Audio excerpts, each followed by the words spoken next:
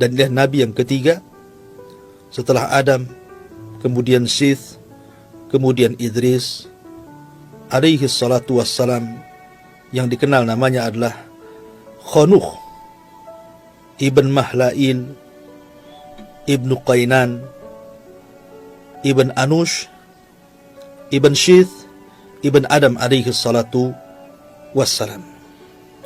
Ma'asyiral muslimin yang dimuliakan Allah subhanahu wa ta'ala, Allah subhanahu wa ta'ala memang tidak menyebutkan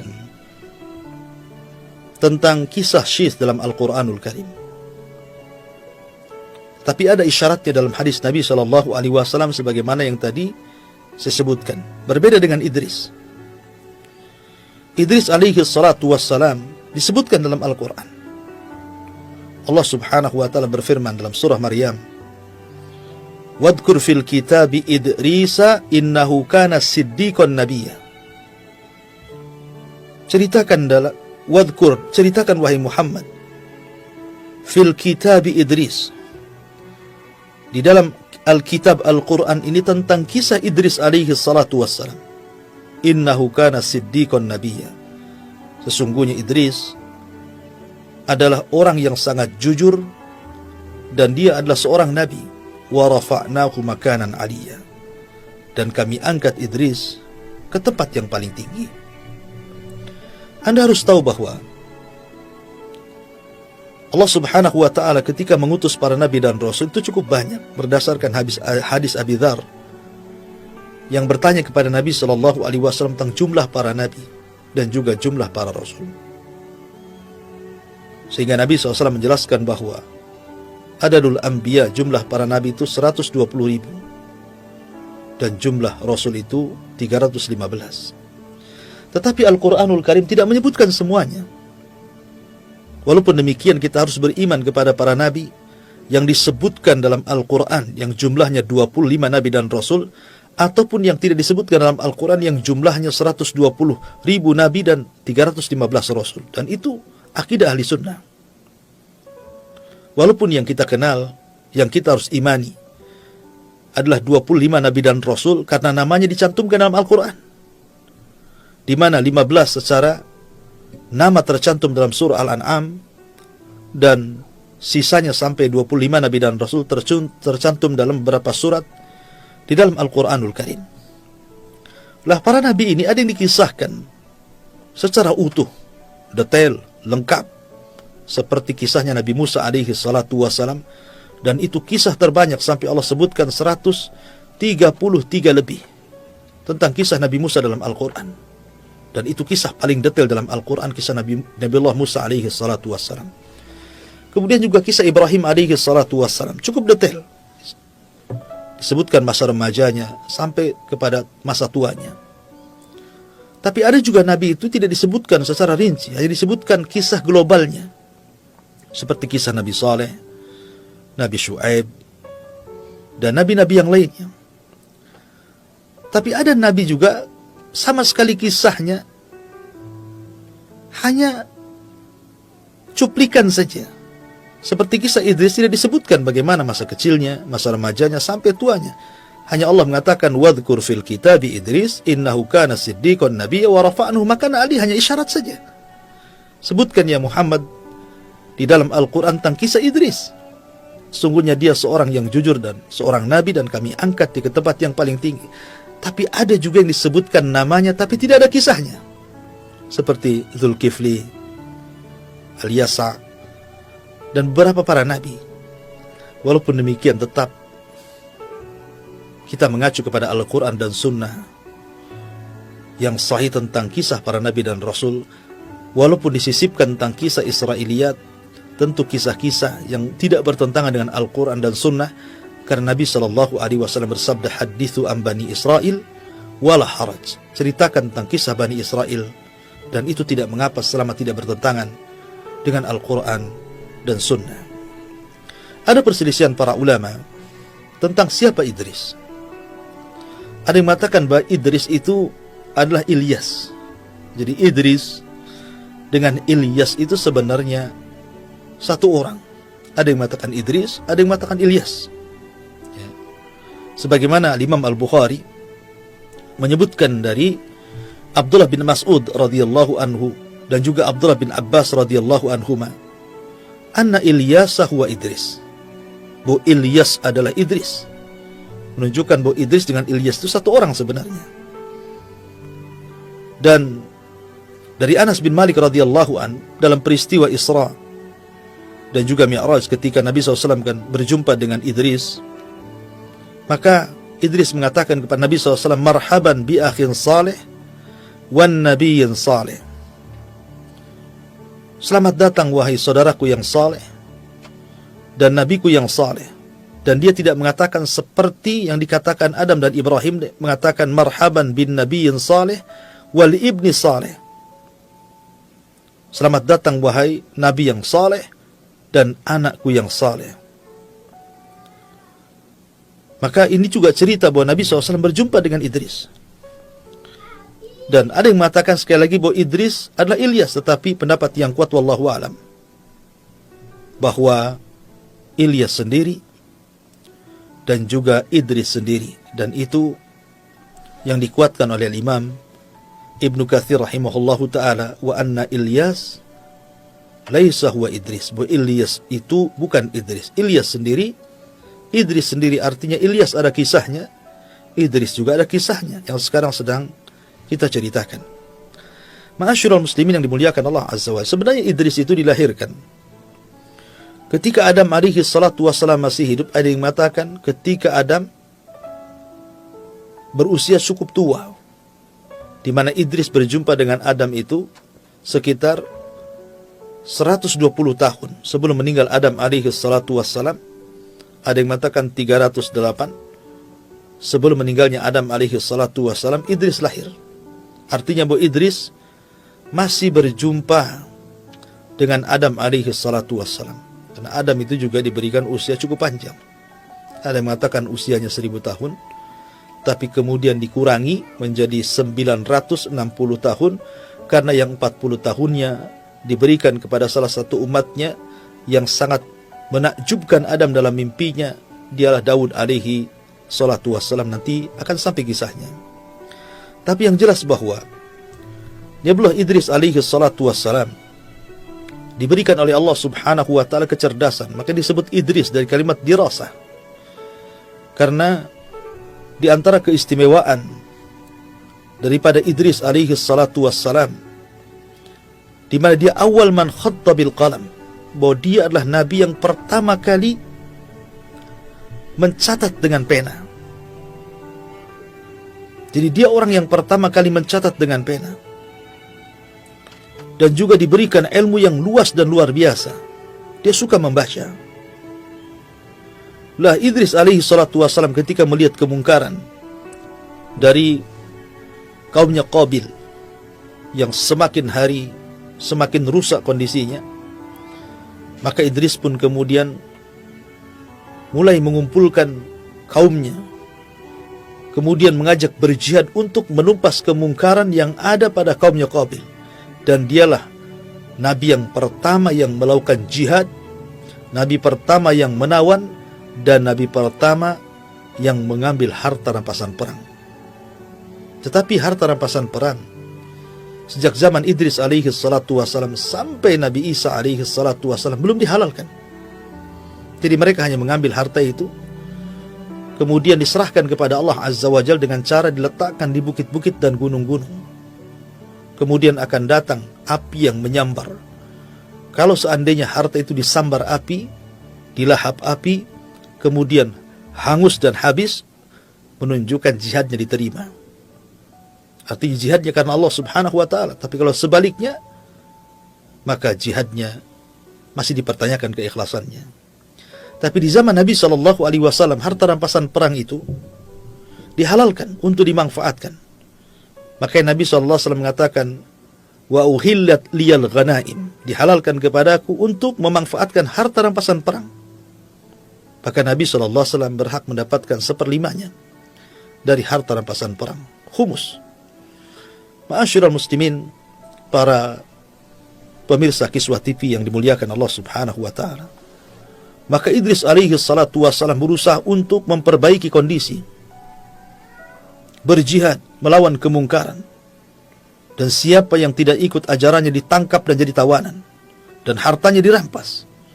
Akhirnya setiap hari banyak orang yang sadar kembali ke jalan yang benar. Dari situlah maka Allah subhanahu wa ta'ala menghadiahi Idris bahwa dia setiap hari amalannya akan diangkat sebanyak umat yang didakwahinya. Maka Idris alaihi salatu wassalam pun kemudian meminta kepada Allah subhanahu wa ta'ala untuk ditangguhkan usianya.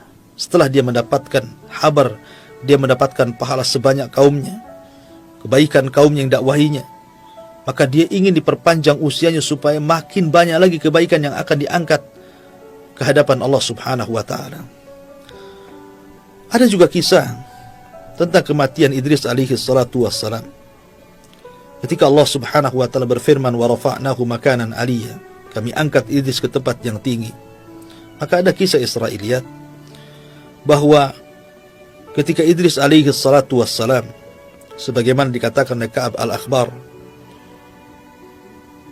ketika Allah subhanahu wa ta'ala mewahyukan kepadanya bahwa dia akan mengangkat setiap hari pahala seluruh amalan Bani Adam, kemudian Idris pun berdoa kepada Allah Azza wa Jal untuk ditangguhkan usianya agar jangan cepat diwafatkan. Berjumpalah Idris dengan malaikat Jibril. Kemudian dia meminta kepada Jibril untuk dipertemukan dengan malakul maut.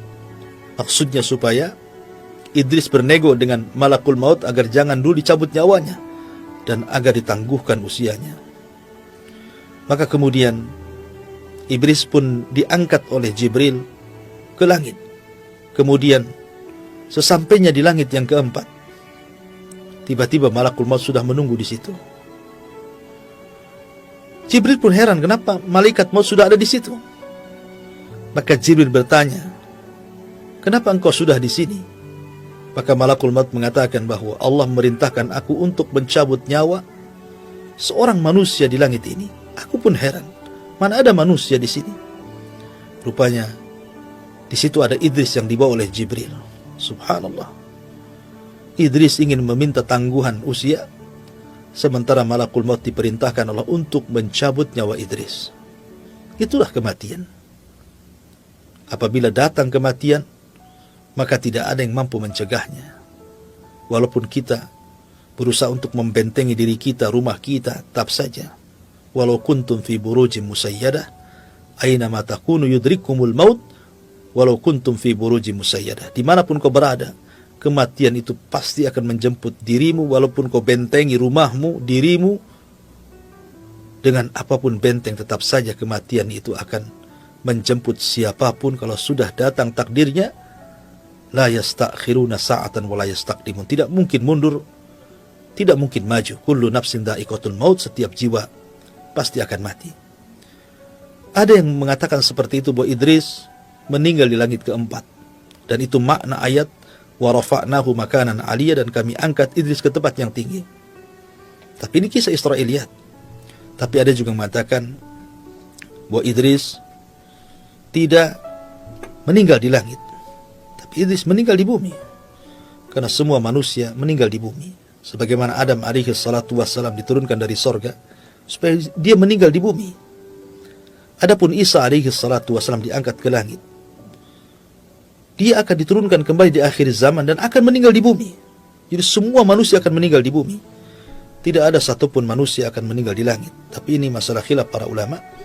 Tapi yang jelas bahwa kisah Nabi Syith dan kisah Nabi Idris alaihi salatu wassalam, kedua nabi ini berusaha untuk memperbaiki kaumnya, memperbaiki bagaimana umatnya kembali ke jalan Allah subhanahu wa ta'ala. Namun perlu dicatat bahwa di zaman itu belum ada penyimpangan akidah sama sekali. Belum ada. Jadi penyimpangan mereka itu hanya melakukan dosa besar, pembunuhan, kemudian perzinahan, kemudian munculnya alat-alat musik, ya, kemudian juga menampakkan aurat, ikhtilat dan yang semacamnya. Tapi mereka semua masih mentauhidkan Allah, baik kaumnya Qabil ataupun kaumnya Sis alaihi salatu wassalam. Sampai pada waktunya ketika Idris alaihi salatu wassalam meninggal dunia.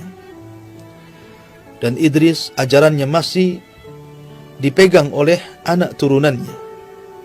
Sampai kepada ada satu keluarga yang disebut dengan keluarga Wud, atau Quran menyebutnya Wad, memiliki beberapa anak. Ada Yaghus, ada Ya'uq, ada Nasr, yang disebutkan di dalam surah Nuh, la tadarunna waddan wala suwa'an wala yaghutha wa ya'uqa wa nasra. Jadi keluarga Wud ini adalah umatnya Idris alaihi salatu wassalam yang paling soleh yang tersisa kala itu. Baik, dermawan, cerdas, saleh, dicintai umatnya. Sampai akhirnya kemudian Wud pun meninggal dunia.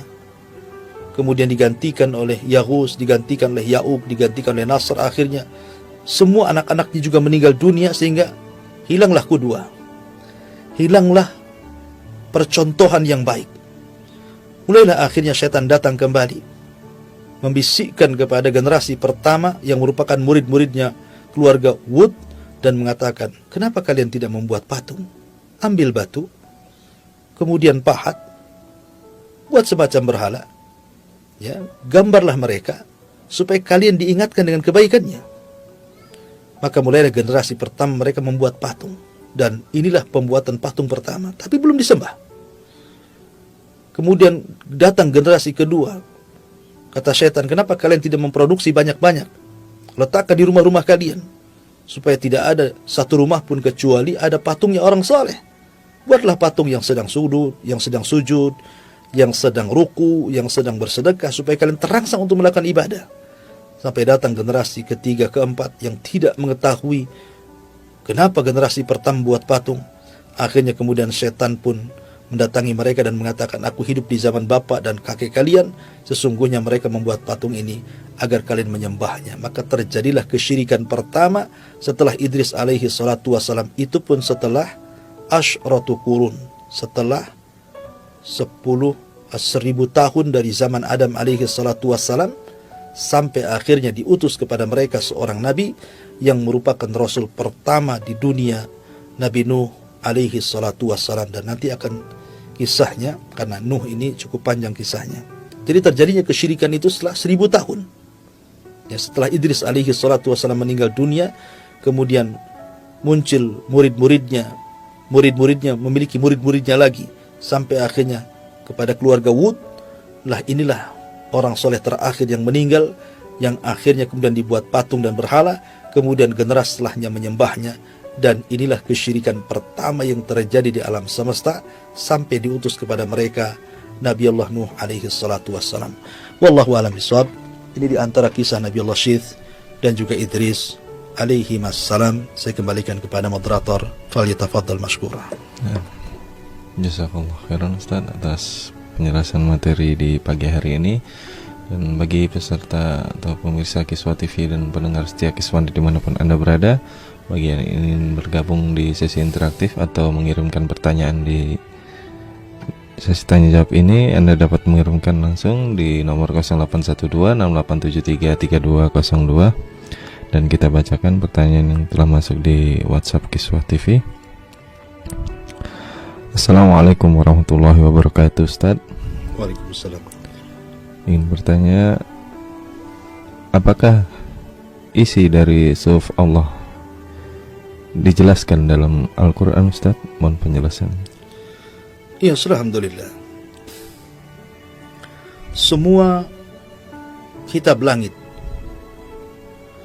yang jumlahnya 104 itu, walaupun ada yang mengatakan bahwa riwayat tentang 104 ini memang diteliti para ulama. Bahasa para ulama fihi nazar, ada pandangan para ulama tentang sahih dan tidaknya. Tapi itulah yang kemudian dicatat ahli sejarah. Ya. Jadi Al-Quran itu kandungan semua kitab-kitab langit. Jadi 100 suhuf itu diringkas oleh Allah Azza wa Jalla menjadi Taurat. Dari 100 suhuf dan juga Taurat diringkas lagi menjadi Zabur.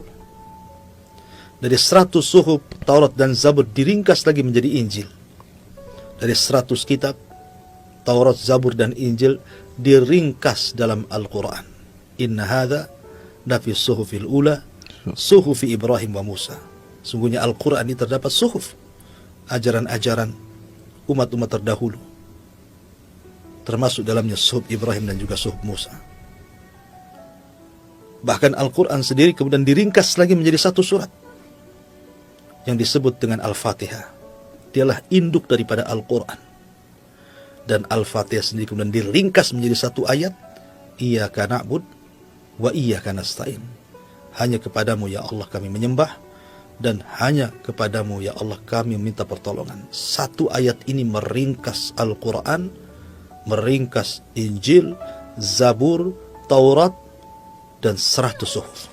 Karena inti daripada kitab-kitab langit itu adalah mentauhidkan Allah. Iyyaka na'bud wa iyyaka nasta'in. Ya. Dan inti daripada langit, kitab-kitab langit itu ada 3, sebagaimana Al-Quran sendiri. Mengajarkan tentang tauhid, mengajarkan tentang syariah, ibadah, dan mengajarkan tentang akhlak dan muamalah. Semua ajaran langit seperti itu. Bahkan Al-Quran jauh lebih sempurna. Yang tidak ada di dalam 100 suhuf dan juga Injil, Taurat dan juga Zabur ada dalam Quran. Karena Al-Quran itu ada penambahan keterangan yang tidak ada dalam kitab-kitab langit. Makanya kemudian Al-Quran itu menjadi ajaran yang sangat sempurna, ajaran yang paripurna. Semua diajarkan secara global dalam Al-Quran, dan rinciannya ada pada hadis Nabi SAW.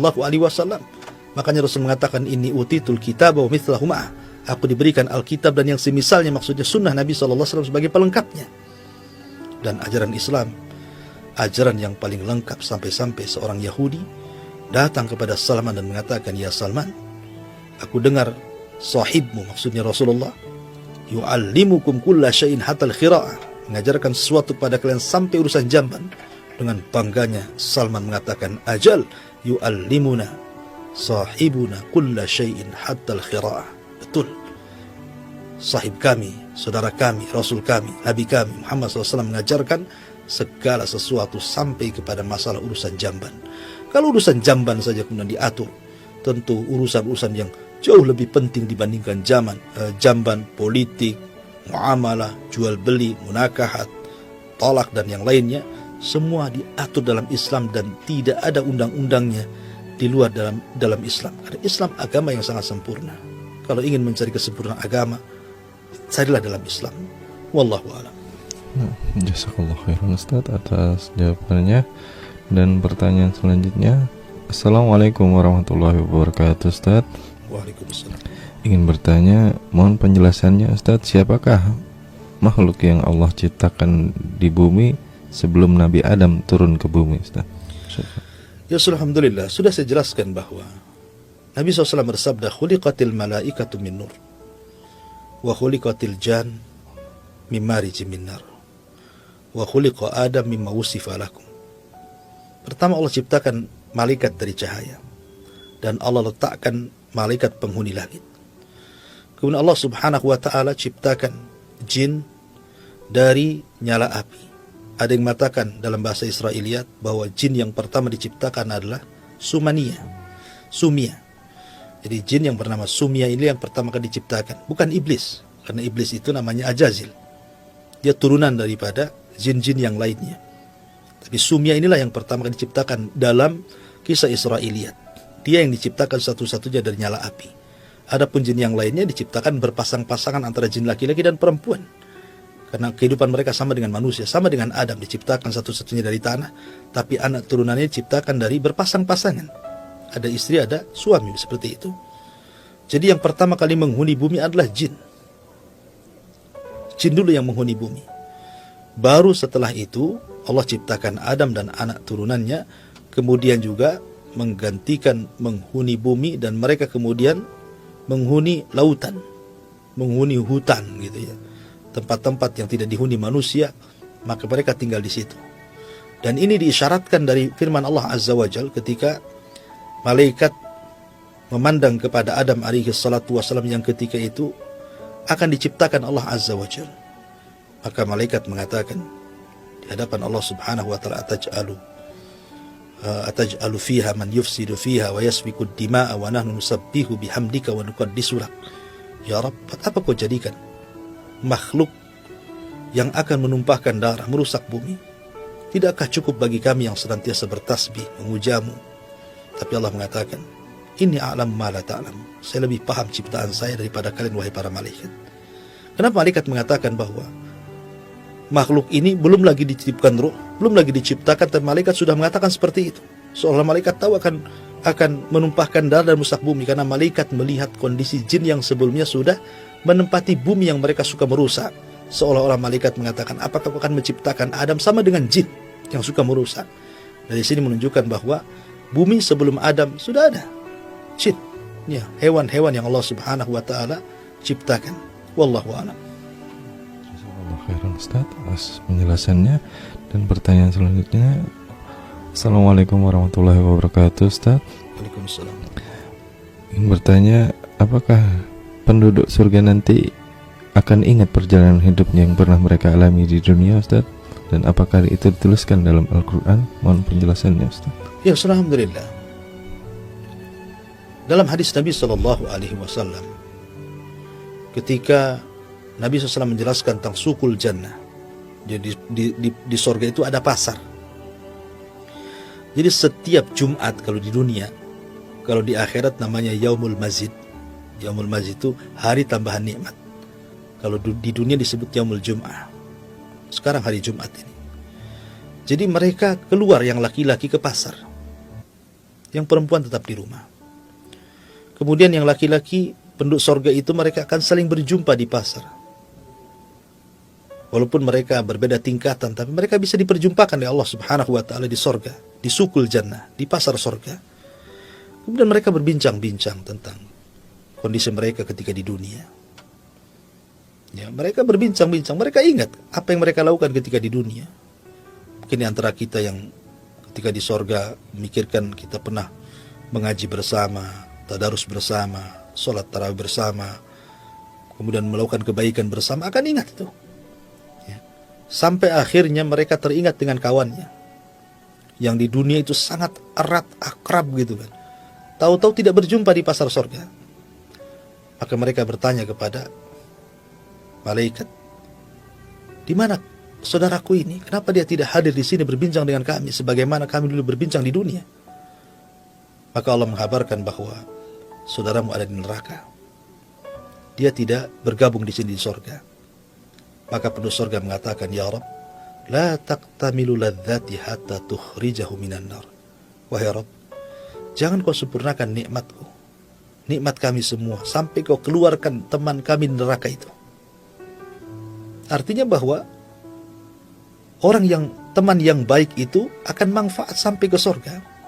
Makanya Hasan Al-Basri mengatakan, istaghfiru min sahibikumus salih fa innahu yanfa'ukum yaumal qiyamah. Perbanyak oleh kalian teman-teman yang baik, karena itu akan bermanfaat bagi kalian pada hari kiamat.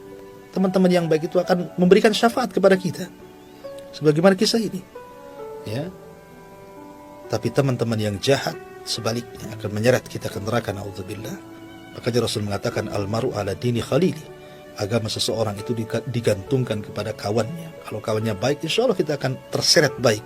Tapi kalau kawannya jahat, maka kita pun sedikit demi sedikit akan terseret kepada kejahatan. Wallahu a'lam. Khairan Ustaz. Dan pertanyaan terakhir, Assalamualaikum warahmatullahi wabarakatuh Ustaz. Waalaikumsalam. Bertanya, dalam Al-Quran ada surah tentang keluarga Imran. Mohon jelaskan siapakah keluarga Imran itu Ustaz? Apakah juga dari keturunan Nabi? Syukran Ustaz. Ya, alhamdulillah. Keluarga Imran disebutkan dalam Al-Quran Al-Imran. Al itu artinya keluarga, Imran itu Imran. Keluarga Imran ada keluarga yang sangat disegani dan dihormati di Baitul Maqdis kala itu. Keluarga Imran ini keluarga yang luar biasa. Bahkan termasuk pembesarnya dari orang-orang soleh yang memakmurkan Baitul Maqdis dan sezaman dengan Nabi Allah Zakaria alaihi salatu wassalam. Makanya ketika keluarga Imran ini, karena memang tidak punya keturunan kala itu, maka bernadarlah istri Imran ini ketika melihat ada burung yang sedang memberi makan anak-anaknya. Maka dia pun bernadar kepada Allah Azza wa Jalla, kalau seandainya dia hamil kemudian punya anak laki-laki, maka ia akan serahkan anak laki-laki itu untuk memakmurkan Baitul Maqdis. Betul-betul dikhidmatkan anaknya supaya memakmurkan Baitul Maqdis. Tapi Allah takdirkan keinginan Imran dan keluarganya tidak sebagaimana keinginan Allah. Rupanya Allah berikan keturunan tapi bukan laki-laki, rupanya pula perempuan. Akhirnya kemudian setelah lahir, Allah sendiri yang beri nama anak itu dengan sebutan Maryam. Maryam bintu Imran. Karena memang sudah ada keinginan untuk mengkhidmatkan putranya atau keturunannya, maka akhirnya Maryam pun diserahkan ke Baitul Maqdis untuk dirawat oleh para rahib yang ada di Baitul Maqdis. Ketika itu karena tahu ini anaknya Imran, semua rahib-rahib, semua orang-orang saleh ingin mengambil anak keluarga Imran itu. Termasuk Zakaria alaihi salatu wassalam yang merupakan pamannya. Maka terjadilah undian. Undiannya melempar pena. Jadi ada sungai yang mengalir. Kemudian pena itu dilempar-lempar ke sungai itu. Jadi kalau seandainya pena itu hanyut, berarti dia tidak berhak mengambil anak daripada keluarga Imran Maryam itu. Tapi kalau pena itu melawan arus, ya, melawan arus, maka dia berhak mengambil Maryam. Dan itu mukjizatnya Nabi Zakaria. Jadi pena harusnya dilempar ke sungai, kan hanyut, ini enggak, malah dia melawan arus. Maka Zakaria lah yang kemudian berhak untuk mengambil Maryam dan dijadikan anak angkatnya. Maka Maryam diasuh oleh Nabiullah Zakaria sampai kemudian Maryam pun dewasa. Akhirnya kemudian Allah takdirkan dia memiliki putra namanya Isa ibnu Maryam, yang merupakan kuasa Allah tanpa menikah, tanpa ada ayah. Ya, dan itu kuasa Allah sama dengan Adam. Makanya Allah mengatakan inna mathala Isa kamathali Adam khalaqahu min turab. Sungguhnya permisalan Isa sama dengan Adam. Adam diciptakan dari tanah. Kemudian Allah mengatakan kun fayakun, jadi maka jadilah. Maka Allah sanggup menciptakan manusia tanpa ayah dan ibu. Allah sanggup menciptakan manusia tanpa ibu Hawa. Allah sanggup menciptakan manusia tanpa bapa Isa alaihi salatu wassalam. Dan Allah sanggup menciptakan ada ibu ada bapak kita semuanya. Dan itu kuasa Allah subhanahu wa ta'ala. Wallahu a'lam.